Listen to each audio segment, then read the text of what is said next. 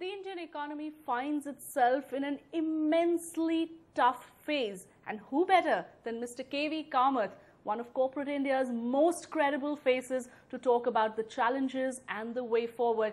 Many thanks, Mr. Kamath, for sparing time to talk to us on NDTV. Thank you. Mr. Kamath, there have been some fast-paced developments over the last couple of days, a shift of power in the centre with a new finance minister taking charge. At the same time, we saw half of India powerless, perhaps indicating the kind of infrastructure challenge that India still faces. Let me start by talking about India's new finance minister. Is there optimism now building within corporate India that things are going to change here on? Well, I think we get a very seasoned finance minister. Mr. Pranab Mukherjee also was seasoned with several turns at heading the ministry. Mr. Chidambaram, particularly in the last two turns that he had clearly was seen as an innovator, A. Right. And B, I think even more so, during the crisis of 2008, I think he did something remarkable to stabilize things in this country. So I think we are in very good hands looking at all the challenges that we have around us. As far as some of the other events are concerned, I think they are unconnected to this particular move. And so I'm sure that the finance ministry will understand the challenges that the country faces and address them. Mr. Kamath, it's interesting you talk about 2008 because at that time the Indian economy had a sense of confidence that we can weather the storm. But 2012 looks very different. We clearly seem to have lost that confidence. All the macroeconomic indicators are not looking very good. For Mr. Chidambaram, it's going to be a tough task here on. It's a very interesting agenda. Actually, I want to correct you a little bit. The 2008, the loss of confidence that I saw within 2 months of the Lehman incidents unfolding was unprecedented. Right, but we recovered quickly. In India. We recovered quickly. Right. We recovered quickly, and I think a lot of credit for that recovery goes to steps taken by the finance ministry. Absolutely. And in conjunction with the Reserve Bank of India. Right. I think that elevated the mood, A, and brought strength to, I would say, participants in the economy, that is the business and other constituents. And within a matter of the next 9 months or so, we saw a turnaround. That's what I would like to hope will happen this time around too.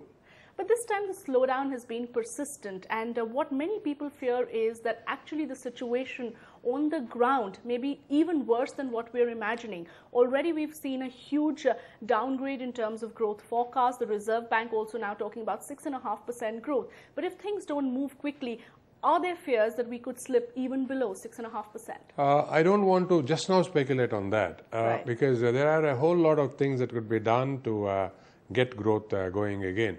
I think what we need to really look at is what is slowing down growth. And rather than just say growth is going down, I would think that at the top of our mind should be inflation. And rightly so, the Reserve Bank says that that's worry number one. And because inflation is not tending down, you keep interest rates high. I think that hypothesis, I think we now need to question whether it is the only tool that we have to fight inflation. I'm not saying inflation is not something that we should fight. But how do we fight inflation, I think, is something that we need to keep in mind. Because we have been trying to hold interest rates fairly high for a number of years now. And that hasn't helped the inflation situation. That has not helped in a situation where globally, every other country has eased interest rates and is trying a different strategy. I think what we need to do, possibly in our context, is try to see if there is another medicine that is available. Or, put it another way, try to see if we can play with interest rates to see whether growth gets stimulated. Absolutely. Because in India, you always have control on interest rates. You can always jack up interest rates if you want. If you find the medicine doesn't work, you can jack up interest rates. But I would say that at this point in time, what you need to do is try to see if bringing interest rates down with that ability to jack up if necessary, you need to see whether this stimulates growth. The reason I'm saying this is because what has driven India in the last 10 years? There are two things that have driven India in the last 10 years. One is consumer India. Right. The second is investments in India by Indian companies or global companies who have come into India. These are the two key drivers of growth. And investment could be in a variety of areas. It could be in manufacturing, it could be in infrastructure, it could be services, and so on. Consumer India is fairly clear. Consumer India is either consuming for daily needs or consuming for capital goods. Right. That white goods, brown goods, whatever that he or she aspires and today possibly can afford. That affordability equation has been disturbed, and it has been disturbed visibly and because of high interest rates. Absolutely. So you're getting into a situation where that equation needs to be possibly restored, and we need to try whether that restoring that equation works. Now, in that context, it is not as if the Reserve Bank has not done anything at all. I think yesterday's step to ease SLR by 1%, I think is a very interesting move. It's a very bold move and somehow has not gotten the attention that it should get. It does two things. It removes or moves banks a little bit away from a concentration of government paper. And we know the sort of challenges that banks could face with a concentration of government paper, because we have seen that happen all over Europe. I'm not saying that we are in the same league at all, but I'm saying I think you need to look at it in a holistic way. So that eases you away from that. B, what it does is gives you more liquidity. Absolutely. And what does liquidity really do? Liquidity then has a tendency to bring down lending rates.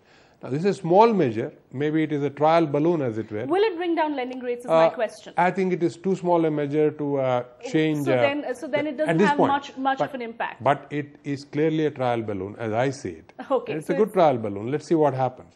But more measures are needed to bring down interest rates in a way that you can spur retail demand. Other part of it, investment activity, I think would need a few more things to be done, not just the interest rate. We need to do a few more things there. So, India's #1 news app just got even better. Download NDTV's new app, fully optimized for Retina display, full screen view, faster response time, and Sudoku. NDTV's new iPad app. Download now.